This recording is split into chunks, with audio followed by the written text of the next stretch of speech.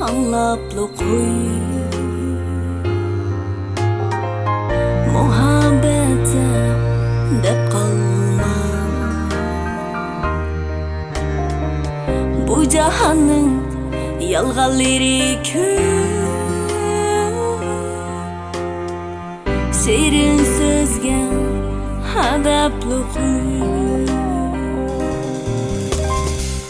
tatlı sözlerni anlaplı koy. Muhabbete dep kalma, bu cahanın yalğanları köp.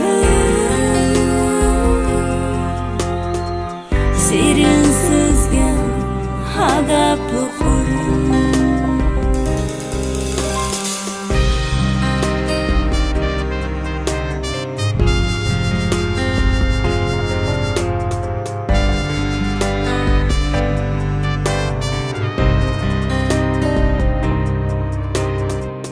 Menin söygünüm fakat sen edin.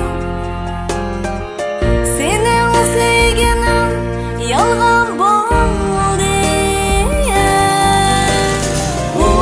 Umutlarga özün silip, va'dalaring yalğan boldu.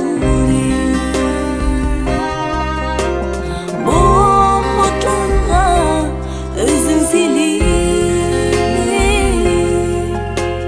va'dalaring yalğan boldu.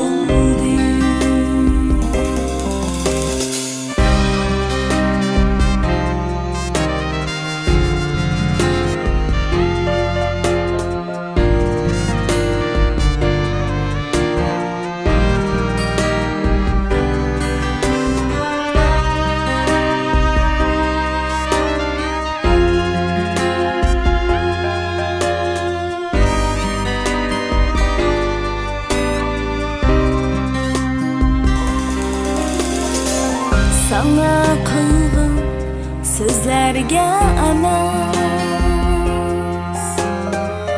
sana kılgın rastlarga işengen. Bu cahanın yalğanları köp. Sen özüni söyleşke kun.